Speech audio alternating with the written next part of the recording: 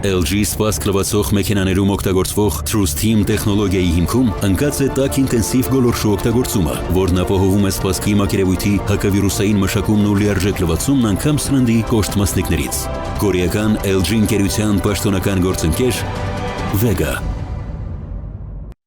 Առաջինը Հայաստանում Nest կուտակային ամենամեծ համակարգը, որի շնորհիվ կարող եք կուտակել միավորներ ձեր ավտոմեքենայի ամենօրյա ծախսերից, պարզապես օգտվելով բոլոր այն բենզալցակայաններից, գազալցակայաններից ու ավտոտեխ սպասարկման կետերից, որտեղ փակցված կլինի Nest տարբերանշանը։ Դե իսկ կուտակված միավորներով կարող եք կազմել ապահովագրական պայմանագիր։ Շտապեք ձեռք բերել ձեր Nest քարտն անվճար, զանգահարելով 060 540 540։ Բարեկամներ, մենք շարունակում ենք Բաց TV-ի հաղորդումները եւ այժմ տեղափոխվել ենք Բաց երեկոյի տաղավար, ուր հյուրընկալել ենք մեր բավականին հանրահայտ փաստաբաններից մեկին, Հայաստանի փաստաբանների պալատի անդամ Նորայր Նուրիկյանին։ Բարև ձեզ։ Բարև ձեզ, պարոն։ Ինչպե՞ս եք։ Շնորհակալ եմ։ Ես եմ ձեզ ողջունում։ Ես պիտի ասեմ, որ այս կորոնավիրուսի համաճարակի շրջանում ավելի քիչ ենք հանդիպում, բայց ուրախ եմ, որ դուք այսպես ուղիղ կապով եք եկել մեզ հետ եթեր, ոչ թե հեռավար, որտեղ մի մասը վախենում է գալ տաղավար, չնայած մեզ մոտ ամեն ինչ կարգին է, թու, ինչպես ասում են աչքով չտա։ Ինչպես է հաղթահարում այս համաճարակային շրջանը։ Շնորհակալ եմ, պարոն Ղուշյան, հրավերի եւ հարցադրման համար։ Պետք է արձանագրեմ, որ բոլոր դեպքերում ես հետևում եմ այն հրապարակված կանոններին, որոնք առողջապահության նախարարությունը կամ իրավասու մարմինները հայտարարում են, փորձում եմ հնարավորինս պահպանել այդ անվտանգության միջոցները, որի արդյունքում ինչ օրս պետք է արձանագրեմ, որ ինչպես դուք ասեցիք, թու հեռու ենք մնացել կորոնավիրուսի հնարավոր վարակումից եւ կարծում եմ, որ մեզանից յուրաքանչյուրս իր ուժերի ներածին չափով պետք է ամեն ինչ անի իրենից կախված, որպեսզի այս համավարակը հաղթահարենք ամբողջությամբ եւ դուրս գանք բնականon մեր կյանքի հուն։ Լավ, դե ուրեմն անցենք մեր հարցերին, որտեղ այսօր շատ հարցեր։ Պարոն Ղուշյան, ցանկանայի արձանագրեի, որ այսօր կառավարության նիստում տեղ ունեցած կառավարության նիստում վարչապետ Փաշինյանը մի կարևոր արձանագրում արեց, որ մեր գործերը այդքան էլ լավ չեն կորոնավիրուսի ընդհանուր ֆոնի վրա, արձանագրեց, որ տառացիորեն 3 արձանագրվել է թվով 335 դեպք եւ այսօր ունենք նաեւ 3 պացիենտի մահ, ինչը նշանակում է, որ իսկապես վարակի տարածվածությունը որոշակի շրջանակներ է իր մեջ ընդգրկում, որ որոշակի մտահոգությունների տեղ է բարձրացնում, առավել ևս այն ֆոնի վրա, երբ մենք համեմատում ենք, որ Վրաստանում 3 արձանագրվել է ընդամենը կորոնավիրուսի 8 դեպք։ Երբ համադրում ենք այս թվերը, տեսնում ենք, որ այս ահռելի թվերի միջև ահռելի տարբերությունը խոսում է, որ այնուամենայնիվ ինչ-որ բան այն չէ։ Հետևաբար, երբ վարչապետը արձանագրում է, որ իր կարծիքով, իր խորին համոզմամբ ամենալավագույն միջոցը անհատական պատասխանատվությամբ կորոնավիրուսի դեմ պայքարելու միջոցն է, բնականաբար ես շատ կարևորում եմ անհատական պատասխանատվության ինստիտուտը յուրաքանչյուր մարդու համար եւ կյանքի բոլոր ոլորտներում պատասխանատվության սկզբունքը, բայց գիտեք ինչ,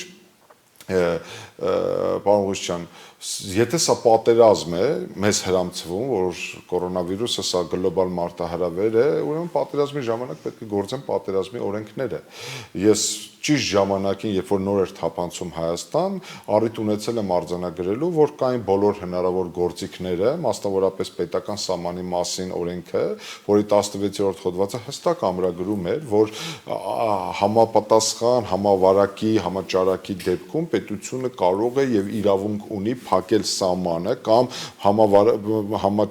համավարակի ներթափանցումը կանխելու համար այդ տարածքում սահմանել կարանտին, թույլ չտալ նրա ներթափանցումը պետության տարած եւ ամենակարևորը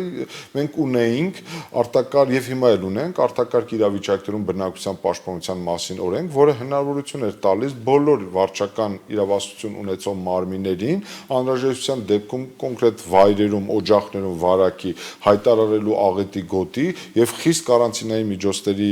գործադրմամբ, որ ուղղակի ճզմել ոչնչացնել վարակը։ Մենք գնացինք բոլորովին այլ տարբերակով եւ աստիճանաբար այս սահմանափակումների վերացմամբ մենք ունենք այն ինչ ունենք, երբ որ վարչապետի մակարդակով հայտարարվում է, որ մեր գործերը լավ չեն։ Այդ դեպքում հարց է առաջանում, եթե դուք հայտարարում եք արտակարգ դրություն, եթե դուք ստեղծում եք Պարետ եւ Պարետատուն, եթե դուք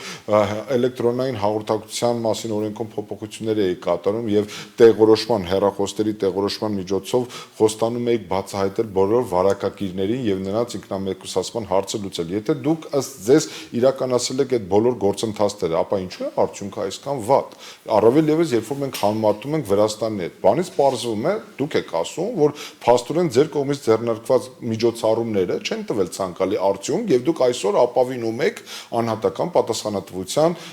գործիքակազմին։ Եղբայր, եթե այդպես է, մենք ենք ձեզ ժամանակին ասում ենք, եթե դուք որոշումներ եք կայացնում եւ այդ որոշումները կյանքի չեք կոչում, այլ կերպ ասած, եթե դուք արտակարգ դրություն եք հայտարարում եւ այդ արտակարգ դրություն հայտարարելու որոշմամբ արձանագրված սահմանափակումները չեք կիրառում, ինչ իմաստ ունի այդ որոշումը կայացնելը։ Արդյունքում ունենք այս իրավիճակը, բայց ես ապավինում եմ մեր ժողովրդի հավաքական ողջամտությանը, իմաստնությանը եւ ես նաեւ հորդորում եմ մեր ժողովրդին, որպեսզի իսկապես ցուցաբերի այս պահին խելամտություն եւ անհատական այդ պատասխանատվության սկզբունքի կիրառմամբ, զգուշավորության, նաեւ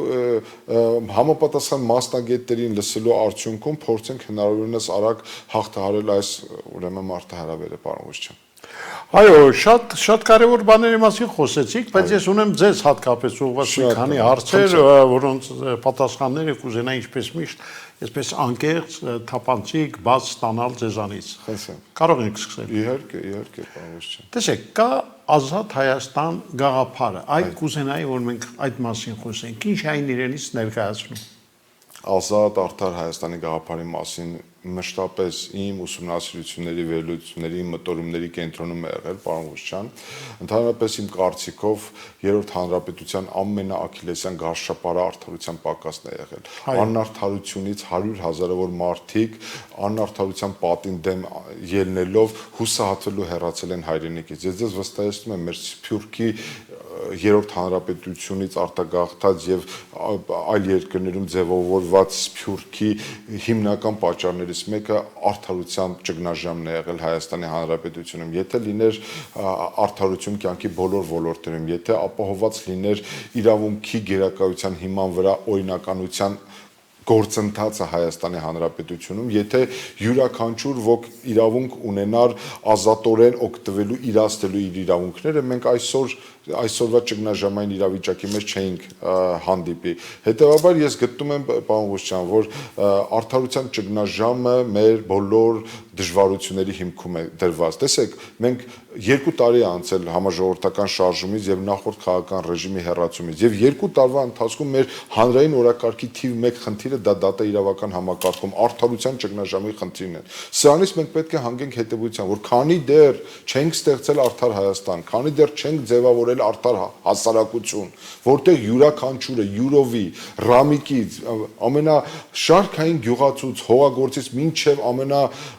մեծագույն մտավորականը, պրոֆեսորը, գիտնականը, գործարարը, պետական չինովնիկը, դատավորը, դատախազը չընկալեն այդ արդարության ուրեմն փիլիսոփայությունը իրենց մեջ, չգիտակցեն, որ հասարակական հարաբերությունների կարգավորման ուրեմն թիվ 1 բանալին դա արդարության սկզբունքների հիման վրա կառուցված հարաբերություններն են։ Մենք 15-20 հեղափոխություն էլ անենք, մենք չենք կառուցի մեր երազանքի, մեր պատկերացած Հայաստանը։ Ուստի ելնելով այդ հանգամանքից ես այդպես եմ տեսնում, արդար Հայաստանի կառուցմամբ եմ տեսնում վաղվա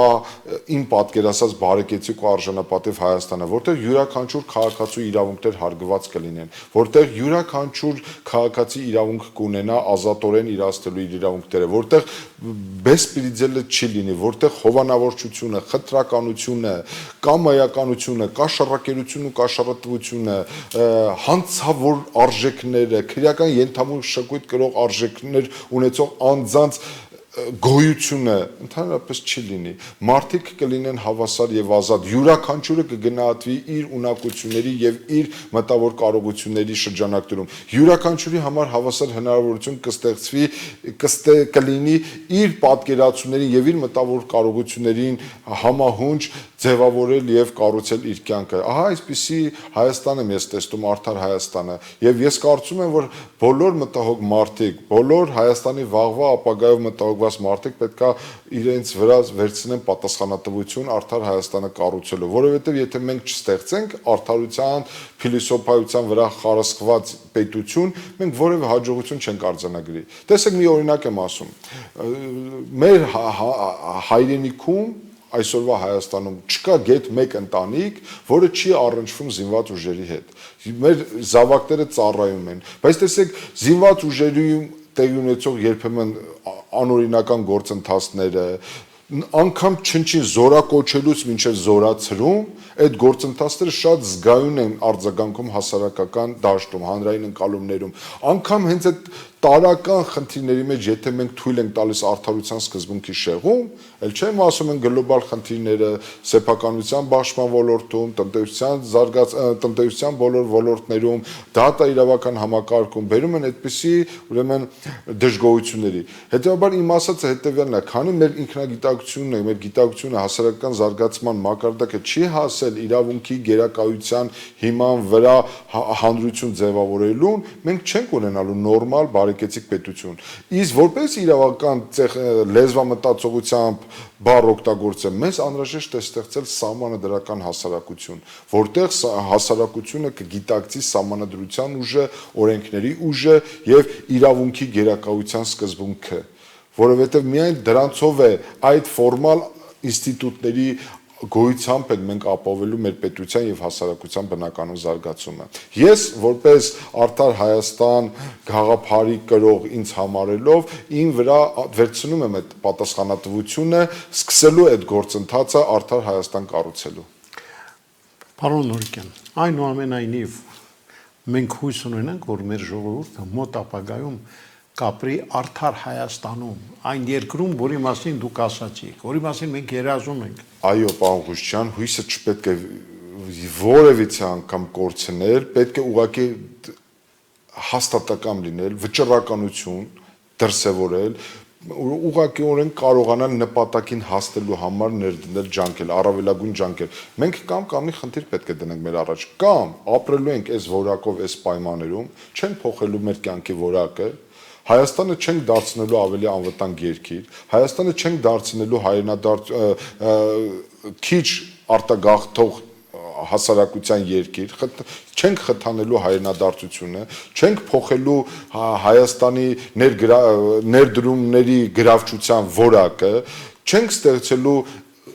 կանաչ Հայաստան, այսինքն կանաչ Հայաստան ասելու նկատի ունեմ մեր անտառների վերականգնումը, մեր բնության պաշտպանությունը։ Ես մեր քաղաքները պատկերացնում եմ որպես այգի քաղաքներ, որովհետև եթե Երևանը ծառերի մեջ, բնության մեջ չթաղենք, չգեղեցկացնենք, մենք միայն փոշով ոչ մի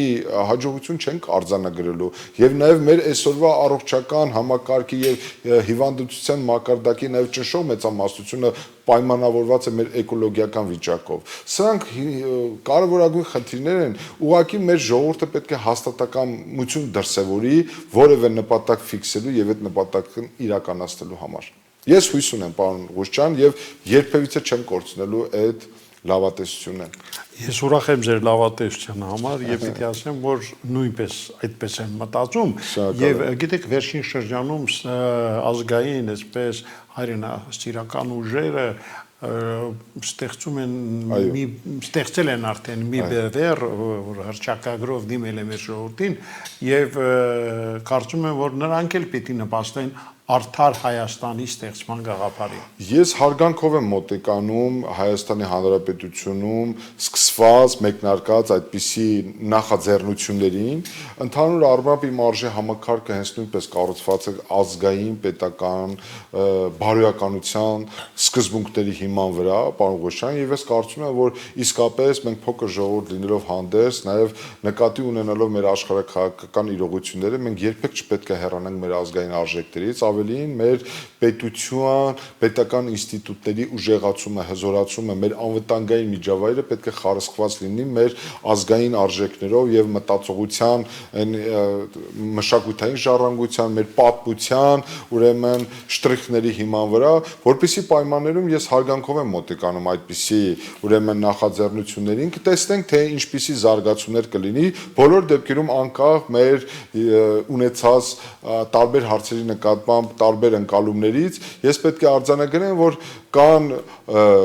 Հայաստանի եւ հայ ժողովրդի համար կան այնպիսի շահեր, որոնք եւ ընդհանրություններ, որոնք բոլորին միավորելու են ինչ-որ գլոբալ գաղափարի շուրջ, եւ ես կարծում եմ, որ մենք մեր բոլորի նպատակը այս առումով մեկն է՝ ստեղծել եւ կառուցել ավելի անվտանգ, ավելի ազատ, ավելի ուժեղ եւ ավելի արդար Հայաստան։ Հրաշալի է, հիմա գովազդային հոլովակ 10-12 վայրկյան եւ շարունակում ենք, խնդրեմ։ 2011 թվականին Samsung ընկերության հովանավորությամբ իրականացվեց իր նախադեպը ունեցող առաջին 3G տեսազանգը Samsung սմարթֆոնով Everest լեռան գագաթից։ Կորեական Samsung ընկերության պաշտոնական գործընկերը Հայաստանում Vega։ Սիրելի բարեկամներ, դե հիշեցնում եմ, որ մեր տաղավարում մենք հյուրընկալել ենք փաստաբան Նորայր Նորիկյանին։ Պարոն Նորիկյան,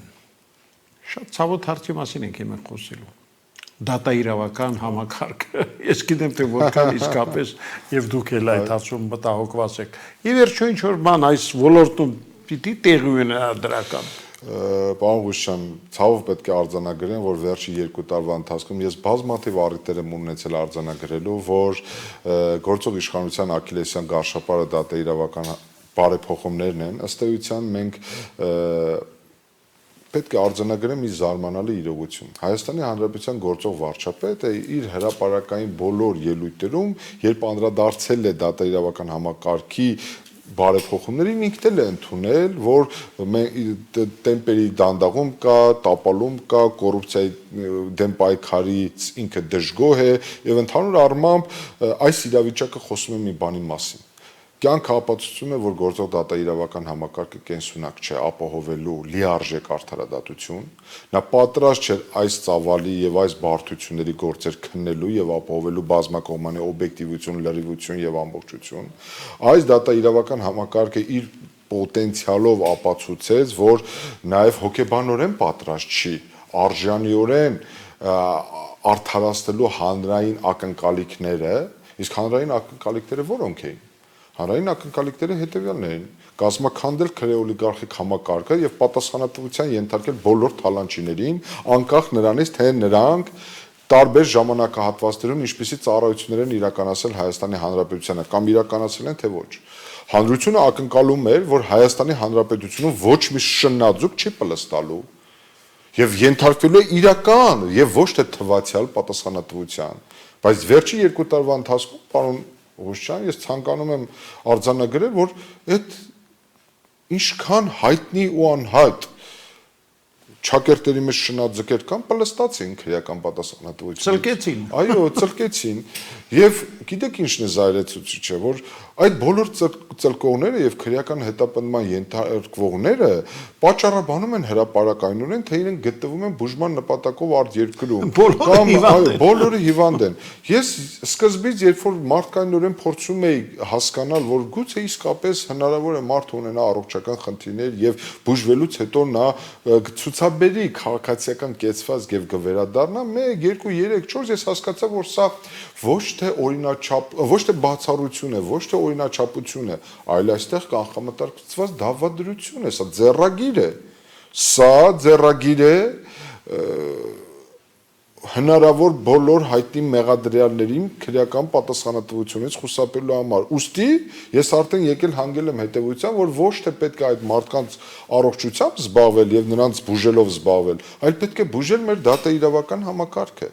Պետք է հանրության հետ ազնիվ լինել եւ ասել հետեւյալը. կամ մենք իզորու չենք, պատրաստ չենք այդ մարդկանց դատել եւ պատասխանատվության ենթարկել, հույսերդ կտրեք հարգելի ժողովուրդ, մենք ընդամենը պատուհան ենք բացել նրանց համար, որպեսզի նրանք պլստան եւ ինչպես դուք ասացիք, պարոն Ղուշյան, ծլկեն Հայաստանից, կամ եթե դուք իսկապես ցանկանում եք Հայաստանի Հանրապետությունում վերականգնեք օրինականությունը եւ կազմաքանդեք ամբողջովին նախորդ քաղաքական ռեժիմի էությունը, բովանդակությունը իր քրեա օլիգարխիկ բնույթով, բարի եղեք գործադրեք ձեր օրինական բոլոր ջանքերը Հայաստանի Հանրապետությունում արդարությունը վերականգնելու եւ մեր ժողովրդից կոպեկ առ կոպեկ թալանված գումարները վերադարձնելու ուղղությամբ։ Եթե դուք չանեք դա, ես ուղղակի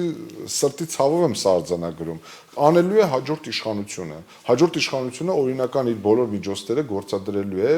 մեր երկրում պատժի անխուսափելիության սկզբունքը բոլորի համար հասանելի եւ կիրառելի դարձնելու համար։ Տեսեք, վերջին շրջանում իսկապես շատ հայտնի դեմքեր այսպես հասցրեցին պլստալի փախչել, ցալկել, ինչպես ասացի։ Տեղյակ եք այդ մարդկանց մասին, ովքեր են գնացել։ Ամենավերջի թարմ տեղեկությունը դա հայտնի Ռուբեն Հայրապետյանն է, որը հանրությանը հայտնի Նեմեց Ռուբո մականունով, տարածորեն 3 լուր տարածվեց, որ նա որպես մեղադրյալ ստացել է վարույթ իրականացնող մարմնից ծանուցում, որպես մեղադրյալ վարույթ իրականացնող մարմնին ներկայանալու համար հարցաքննության նպատակով, սակայն գտնվում է արտերկրում եւ պատճառաբանվում է, որ հաշվի առնելով կորոնավիրուսով ստեղծված պայմանները հնարավորություն չկա երկիր վերադառնալ եւ դարձյալ պատճառաբանվում է, որ այդ ամենը արտերկրում գտնվելու պատճառը դա բուժման նպատակն է։ Նախ Հայաստանի Հանրապետության օդային տրանսպորտը սկսել է աշխատել եւ Հայաստան վերադառնալու հնարավորությունները սահմանափակ չեն, կարելի է տարբեր ճանապարհներ գտնել ցանկության դեպքում վերադառնալ։ Երկրորդը, ես այլևս դադարել եմ այդ մարդկանց մեղադրել, որ նրանք պլաստում են կամ ծլկում են, պարոն Ղուշչյան։ Սա արդեն այդ անձանց խնդիրը չի, սա արդեն պետության ինքնասիրության արժանապատվության խնդիրն է։ Եթե պետությունը չի կարողանում իր օրինական միջոցները գործադրել, որովհետև մենք նաև ունենք էքստրադիցիայի մասին իրավական ընթացակարգ, տարբեր պետությունների միջև կնքված իրավական փոխադարձ օգնության մասին համաձայնագրեր, տարբեր անձանց վերադարձնելու ուղղությամբ կատարվող ջանքերի հնարավորություն ունենք, ուղղակի անհրաժեշտ է ջանքերը ներդնել, բայց ես կուզենայի բացի այդ անհատական խոսելուց, եթե խոսքը բացվեց դատաիրավական համակարգին, մի քանի փաստական տվյալներ ձեզ ներկայացնել, որպեսզի մեր հանրության մոտ տպավորություն չստեղծվի, որ մենք հավաքվել ենք այստեղ միայն դժգոհում ենք։ Մենք պետք է խոսենք փաստերով, մեր հանրությանը տրամադրել օբյեկտիվ տեղեկատվություն։ Տեսեք, 2019 թվականի հոկտեմբեր ամսին, տարածորեն 6-7 ամիս առաջ, Հայաստանի Հանրապետության կառավարությունը ընդունել է թիվ 1441L որոշումը, որով հաստատել է 2019-2023 թվականների դատական եւ իրավական բարեփոխումների ռազմավարությունը։ Այսինքն մենք ունենք նորմատիվ ակտ, որոշում կառավարության մակարդակով, այդ որոշման դրույթները, պարոն Ղուշչյան, ենթակա են պարտադիր կատարման, ճիշտ է։ Այո։ Այդ որոշման դրույթներից մեկով սահմանված է, որ մինչև 2020 թվականի առաջի եռամսյակը, այսինքն մինչև մարտի 31-ը Հայաստանի Հանրապետության ազգային ժողովը պետք է ընդուներ փաստահավաք հանձնաժողովի մասին օրենք, պետք է կազմեր փաստահավաք հանձնաժողովը 20 հոգուց բաղկացած եւ այդ փաստահավաք հանձնաժողովը պետք է սկսեր իրականացնել անցումային արդարադատության գործիքակազմը։ Այսինքն պարզեր 1991 թվականից մինչև 2018 թվականը, թե ինչպիսի հանցագործություններ են կատարվել, ինչպիսի վնասներ են հասցվել ընտրությունների ժամանակ, սեփականության վերաբաշխման ժամանակ կամ տարբեր մի քանի հարցերի վերաբերյալ։ Պարոն Ղուշչյան, ես ամենայն պատասխանատվությամբ հայտարարում եմ, այդ օրենքը չի ընդունվել, արդեն մայիսն ենք անցնում, այն դեպքում, երբ մինչև մարտի 31-ը պետք է ընդունված լիներ, այդ փաստահավաք հանձնաժողովը մինչև օրս չի ձևավորվել, հիմա կարող ենք մենք հանգել հետևության կամ արձանագրել, որ կառավարության այդ որոշման դրույթները չեն կատարվել, հետևաբար անցումային արդարադատության իրականացման այդ ծրագիրը գոնե մինչև առեսպա տապալվել է։ Կարող ենք։ Ո՞ւմ էր հանրությունը արձանագրի։ Հիմա հաջորդ փաստական հանգամանքն եմ ուզում բերել։ Անցած տարի մայիսի 20-ին Հայաստանի Հանրապետության վարչապետ Փաշինյանը կառավարության նիստում կառավարությունում տեղի ունեցած խորհրդակցության ժամանակ դատաիրավական բարեփոխումներին վերաբերող արեց տառացիորեն հետևյալ հայտարարությունը։ ասաց հարգելի ժողովուրդ, եկել է դատա իրավական համակարգում վիրահատական միջամտություններ իրականացնելու ժամանակը եւ թվարկեց 5 կետ, որոնցից իմ համար ելակետային են երկուսը։ Առաջին, ասաց Հայաստանի Հանրապետությունում, այսպես ասած վեթինգի պետք է ենթարկվեն բոլոր դատավորները, կրկնում եմ բոլոր դատավորները։ Իսկ վեթինգ ասելով հասկացում էր, որ պետք է ստուգվեր նրանց քաղաքական կապերը, ունեցած միջոցների ծագումնաբանությունը, նրանց պատկերացումները, արժե համակարգը արդարադատության իրականացնելու։ Սա մեկ, եւ երկրորդ կետը նշվեց այդ վարչապետ Փաշինյանի կողմից, որ պետք է հեռանան, հեռացվեն կամ հրաժարական ներկայացնեն այն բոլոր դատավորները, որոնք հրապարակել են այնպիսի վճիրներ, որոնց հետևանքով Մարդու իրավունքների եվրոպական դատարանը Հայաստանի դեմ միլիոնավոր դոլարների հասնող փոխհատուցման ենթակա վճիրներ են հրապարակել։ Անցավ 1 տարի, ոչ մի բան չկատարվեց, ճիշտ է, պարոն Ղուշյան։ Ավելին տեղի ունեցավ ճիշտ հակառակը։ Տառացիորեն 1 շաբաթ առաջ տեղի ունեցավ վարչապետ Փաշինյանի եւ արդարադատության նախարար Ռուստամ Բադասյանի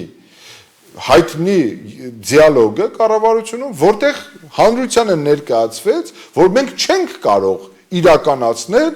վեթինգը, քանի որ սահմանադրությունը թույլ չի տալիս։ Եղբայր,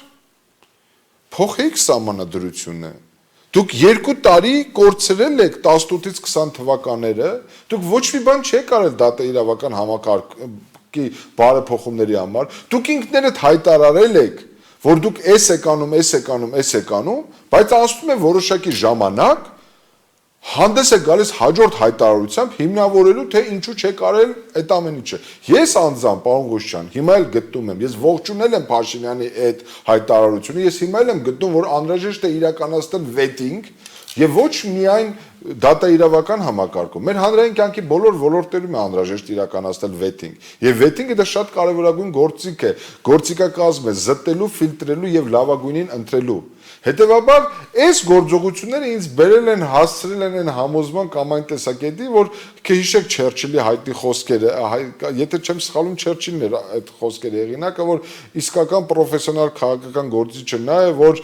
հայտարարում է մի բան եւ հաջորդ տարիներին հայտարարություններով հիմնավորում է, թե ինչու չի կատարել հանրությանը տված այդ խոստումները։ Հիմա այս ֆոնի վրա, պարոն Ղուշյան, ես տեսնում եմ մտահոգություն դատա իրավական համակարգի բարեփոխումների գործընթացում մեր արկա իրողությունները։ Ես կարծում եմ, որ եթե գործող իշխանությունը չգիտակցի դատա իրավական բարեփոխումների անհրաժեշտությունն ու դրա կարևորությունը մեր հանրային կյանքում, ես նորից կրկնում, մենք որևէ լուրջ հաջողության չենք արձանագրի, որովհետև երբ որ ես մտնում եմ դատարան իմ վստահորդի հետ միասին եւ ակնկալում եմ արդարադատություն, բայց ես ներքին համոզմունք ունեմ, որ այդ շենքում չի իրականացվում արդարադատություն եւ Հայաստանի Հանրապետության անունից հրապարակվող դատական ակտերը ուղղակիորեն չունեն այն հեղինակությունը, ազդեցությունը, իմ մեջ որպես Հայաստանի Հանրապետության քաղաքացի շատ լրջագույն մտահոգություններ եւ հավատի կորուստ է առաջանում։ Հետևաբար այս առումով ես գտնում եմ, որ ամեն ինչ պետք է արվի դատա իրավական համակարգը վերանայելու համար։ Ավելին ասեմ ձեզ, ես խորապես համոզված եմ, որ դատա իրավական համակարգի 80%-ը անելիք չունի Հայաստանի Հանրապետությունում։ Դա պետք է վիրահատական միջամտության արդյունքով փոխվի դեպի ավելի լավը։ Այո, եթե այս ամենին ավելացնենք նաև նույն այդ Ռուստամ Բադասյանի այն առաջարկը վարչապետին, որ պարոն վարչապետ, մենք պիտի դատավորների աշխատավարձը 50%-ով բարձրացնենք։ Խելագարդանք կարել է, ես չգիտեմ, ես նախարարը մարմնի որ մասով է մտածում, բայց անտեղյակ է թե ինչ է կատարվում այս երկրում։ Դուք շատ լավ նկատեցիք, պարոն Ղուշյան, որ ամբողջ այս բարեփոխումների մեջ միայն ու միայն կարևորվում է աշխատավարձի բարձրացումը։ Իհարկե ես դա էլ է կարևոր, բայց բավարար չի, դուք մարդուն, դուք կարող եք $100,000 նշանակեք աշխատավարձ, բայց եթե նա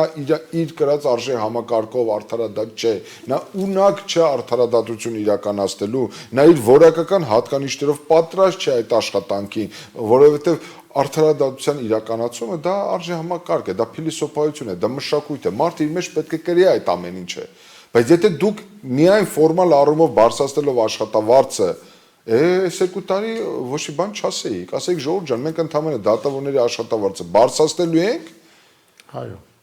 ու ակնկալելով արդարադատություն։ Ես ձեզ մի հատ բան ասեմ, պարոն Ղուշչյան, ես ուղղակի չգիտեմ ինչպես արտահայտեմ իմ զարմանքս։ Մենք ունենք դատավոր, ով Քոչարյանի օրոք դատել է, ընդ որում նաև Նիկոլ Փաշինյանին է դատել։ Սերժ Սարգսյանի օրոք դատել է, հիմա Նիկոլ Փաշինյանի օրոք դատում է։ Եվ զարմանալի զուգադիպությամբ այդ դատավորը դատում է այնպիսի գործեր, որոնք հանրային ընկալմամբ քաղաքական հնչողություն են ստացել։ Հիմա այս մարդիկ Նիկոլ Փաշինյանի կառավարությունը ակնկալում է, մեզ ուզում է համոզի, ասում է այդ մարդու աշխատավարձը բարձրացնենք 50-ից 70%-ով այդ դատավորի, որպեսզի նա սկսի արդարադատություն իրականացնել։ Եղբայր, այս մարդը 20 տարուց ավելի չի փոխվել։ Թալանել է։ Դու ինչ այո, դուք ինչ ակնկալիքներ ով եք այդ մարդու աշխատավարձը բարձրացնում։ Գիտեք, մենք ինչքան էլ վերապահումներ ունենանք Վրաստանի նախագահ Սահակաշվիլու նկատմամբ, որ նա այս կամ այն քաղաքականություն է վարել, բայց բոլոր դեպքերում նրա դատական բարեփոխումների փիլիսոփայությունը խարսխված էր երկաթյա, ուրեմն տրամաբանության վրա։ Եվ եթե մի բան ասեմ ձեզ, պարոն Ղուշչյան, բարեփոխումները պետքա համակողմանի լինեն, գլոբալ լինեն, համակարգային լինեն։ Երբ որ դու ամբողջը չես բարեփոխում, փտած համակարգի մաս ես բարեփոխում կամ մասն ես բարեփոխում, այն փտած մասը իր ուրեմն վնասակար ազդեցությունը թողնում է հետագայում ամբողջ համակարգի վրա։ Ուստի կան այս ոլորտում կամ այս դատաիրավական համակարգում կամ մենք իրականացնենք արմատական փոփոխություններ կփոխենք, կամ մենք կմնանք այն իրավիճակում, որում կանք։ Ինչպես հայտնի ֆիլմում է ասվում, կամ այստեղից մեզ կտանեն դատարան, կամ ԶԱԳՍ։ Լավ, հաջորդ հարցս։ Դուք ներկա եք եւ գտնվում մի շարք կարևոր դատերի, այսպես ասենք, դատավարությունների, Ռոբերտ Քոչարյանի, Մանվել Գրիգորյանի, Գագիկ Խաչատրյանի, ասես հնդկական սերիալի է վերածվել այս ամենը։ Լավ, այստեղ ինչ որ բան ի վերջո մենք ականատես կնենք։ Ես ընդհանուր առմամբ հետևում եմ այդ դատական գործընթացներին, որպես Հայաստանի Հանրապետության քաղաքացի ինձ իսկապես մտահոգում է, պարոն Ղուշչյան, այդ դատավարությունները, բայց որպեսզի կրկին փաստերով խոսենք, Ռոբերտ Քոչարյանին մեղադրանք է առաջադրվել 2018 թվականի հունիսի 27-ին։ Մեկ ամիս հետո լրանալու է երկրորդ տարին։ Անցած տարի մայիսի, կարծեմ, 15-ից 20-ի արանքում նրա գործը ուղարկվել է դատարան, այսինքն 1 տարի էլ արդեն լրացել է, որ Ռոբերտ Քոչարյանի գործով նախաքննությունն ավարտվել է, գործն ուղարկվել է դատարան եւ մենք գտնվում ենք դատական վարույթում։ Իրավաբանները կհասկանան, բայց ես կուզենա ավելի պարզ մեր ժողովրդական լեզվով ասել, քրեական գործերով դատավարությունները 2 փուլից են բաղկացած։ Սկզբում նախապատրաստական փուլն է, որից հետո նախապատրաստական փուլի ավարտից հետո սկսվում է բուն դատաքննությունը։ Ռոբերտ Քոչարյանի գործով